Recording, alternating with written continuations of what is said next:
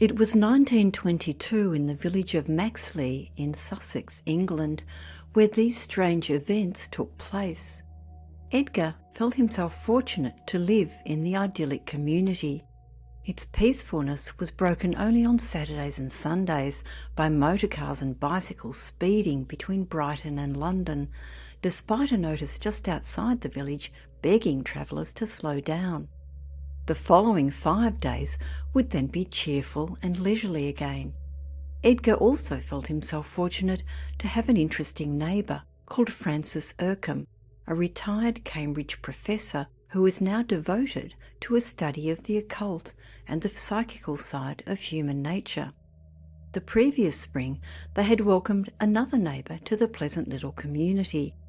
Mrs Amworth was the widow of a civil servant in the then British colony of India. Her husband had been a judge in the northwest provinces, and after his death in Peshawar she had returned to England. From London she had sought out the air and freshness of the country, Maxley, because her ancestors had hailed from the place. This was evidenced by the many gravestones in the ancient churchyard bearing her family name of Chaston.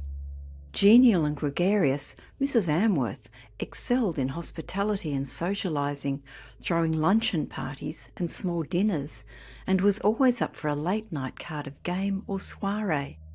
She played the piano, sang well, and was an accomplished gardener.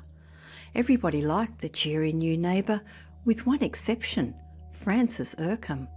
He confessed that although he did not like her, he was vastly interested in her, which seemed a strange statement to Edgar. Edgar sometimes noticed Francis observing her, which, although she did not seem to notice, may have inspired her to avoid their get-togethers when Francis was present. Thus began, when he thought back, the first twitching of the veil that hid the secret horror from Edgar's eyes. One evening Mrs Amworth arrived when Francis was visiting, and had been talking to Edgar about medieval beliefs concerning vampirism. He had described it as when a ghoulish spirit takes up its abode in a living man or woman who would take on supernatural powers of bat-like flight and nocturnal blood feasts. When its host died, it continued to dwell in the corpse, which remained undecayed. By day it rested, and by night went on its awful errands. No European country in the Middle Ages seemed to have escaped vampires, and even earlier parallels could be found in Greek and Roman history, always observed by hundreds of independent witnesses. In fact, said Francis, about 300 years ago, Maxley itself was the centre of an outbreak of vampirism. At that stage came Mrs Amworth's knock, and she entered as Francis was relating how an outbreak had occurred in India a year or 2 ago. Now both Francis and Mrs Amworth were intently observing each other until she broke the rather tense silence with a jolly laugh. She had lived in India for years, she said, and never heard a rumour of such a thing. Their card game was fairly subdued that night, and Mrs Amworth left after a couple of rounds. Francis hardly spoke until her departure, after which he disclosed that he had since remembered that an outbreak of, let's call it a very mysterious disease, he said, had taken place at Peshawar, where Mrs Amworth and her husband were living. Mrs Amworth's husband had been one of the victims of it. That summer in Maxley was very hot and dry, and the village also suffered from a plague of big black night-flying gnats, the bite of which was quite irritating and virulent. The insects would come sailing in and settle silently on the skin, so that one would perceive nothing until the sharp stab of their bite. They always chose the neck or throat for their feeding ground, so that as the poison spread, many locals showed swelling in that area. The venomous pests then became associated with a mysterious illness, first seen in a boy of 16, who was the son of Mrs Amworth's gardener. The symptoms were anemia, drowsiness, and increased appetite, and the local medico, Dr. Ross, observed 2 small punctures on the boy's throat, where he had assumed the great gnats had bitten him. Strangely, there was no inflammation around this spot, and even as the weather cooled, the boy wasted away to a skin-clad skeleton despite his ravenous appetite. Dr. Ross confided to Edgar that he was afraid the boy was dying. He was so puzzled by the case that he asked if Frances could assist in throwing some new light on the case. A meeting was duly arranged for that evening, which was also when Mrs Amworth paid Edgar a visit. She spoke of the desperately ill boy and told Edgar that she had just taken him some nourishing food, but, with tears in her kind eyes, said that she was afraid she had paid him her last visit. Knowing the antipathy between her and Frances, Edgar did not tell her that his neighbour had been called in to assist with the boy. When they chatted about gardening, Mrs Amworth spoke of her love of the soil, so much so that she had even stipulated that she not be buried in a leaden casket. A nature lover, she borrowed one of Edgar's gardening magazines and parted with some advice that he keep his windows open at night to avoid anemia. As if echoing those last words, that night Edgar had nightmares in which he repeatedly saw Mrs Amworth hovering outside his upstairs bedroom windows, nodding and smiling at him. He forced himself to awaken to the safety of reality, but the exhausting panic of the horror saw him then sleeping late. He was awoken by a visit from Frances, looking grim and preoccupied. Frances had visited the boy, who was barely alive, with a mysterious anemia, and came to the shocking conclusion that he was the prey of a vampire. He had insisted that the boy be moved from his father's cottage into Frances's house, and while they were stretchering him there, whom should they encounter but Mrs Amworth? She had expressed shocked concern at the move. Mention of her reminded Edgar of his nightmare. Frances continued that he had decided to sit with the boy all night, and around midnight had heard a noise by the slightly opened window.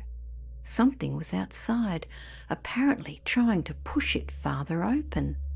The window was a full 20 feet from the ground, but Frances guessed who it was, and, peeping around the corner of the blind, saw the face of Mrs Amworth, her hand on the window frame. Silently he crept closer and then banged down the window frame. He thought that he had just caught the tip of one of her fingers. All night long she continued to flutter around outside like some terrible bat, trying to gain admittance. Frances told the horrified Edgar to piece together the things he had told him. The outbreak of a similar disease in Peshawar, where Mrs Amworth's husband had died, her protestation against moving the boy to his house, and her spectral form trying to enter the room all night. And he had uncovered that in medieval times the vampire at the centre of the epidemic of vampirism in Maxley had been found to be one Elizabeth Chaston. This was Mrs Amworth's maiden name. Thankfully the boy was stronger this morning, but Frances believed that he would certainly not still be alive if he had been visited again. When told of Edgar's nightmare, Frances said that he did well to awake, which was his subconscious self warning him of the deadly danger. He now asked for Edgar's help in both guarding the boy and tracking down, exposing and destroying the incarnate fiend possessing their neighbour.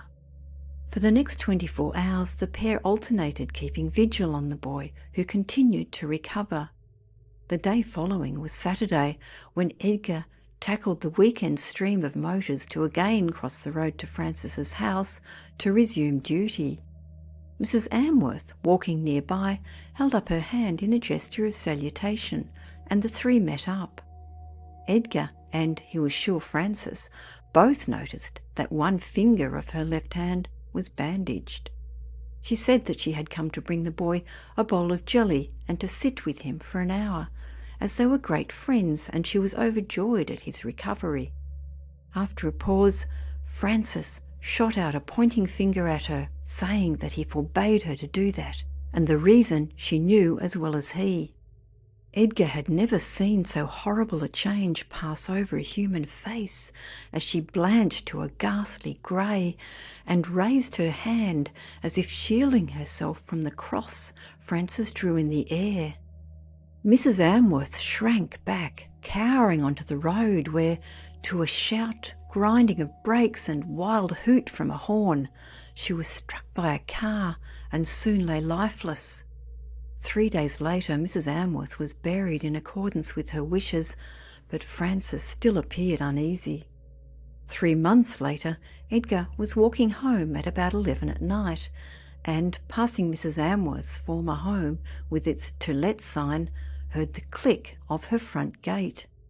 With a sudden chill and quaking of his spirit, he saw her standing there, her profile illuminated and leaving no doubt of her identity.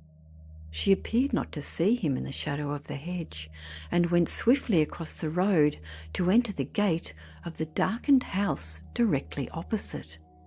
Edgar rushed to see Francis, who immediately guessed the cause of his alarm. The house where the phantom had entered was that of Major Pearsall. A minute later they were there, where lights were now shining in the upstairs window, and the Major emerging from the gate. He explained that he was on his way to Dr. Ross, as his wife had been suddenly taken ill. She had been asleep in bed for an hour when he had found her exhausted and bleeding from the neck. He assumed that one of those beastly gnats had bitten her twice there. After confirming that she now had her maid sitting with her, Francis told Edgar that a ghastly duty awaited them at the cemetery. The vampire spirit, clad in Mrs Amworth's mortal semblance, was continuing to animate her body, giving it a phantom life. They needed to wait for the fiend to re-enter her grave at dawn in order to end its deadly haunting. After some hours of a cold vigil by Mrs Amworth's grave, her ghostly form glided towards them and stood facing them. Edgar was shocked to see the spectre wipe its mouth and then break into chilling laughter. It then leapt onto the grave and, inch by inch, disappeared into the earth. With the pick and shovel they had brought, the men dug to uncover and open the casket. Then Edgar could not look, as Francis used his knowledge of the occult to deliver a well-placed blow with the pick. One long, appalling cry swelled up like some hooting siren and then died away. Hundreds of years of fear, illness and suffering had just come to an end.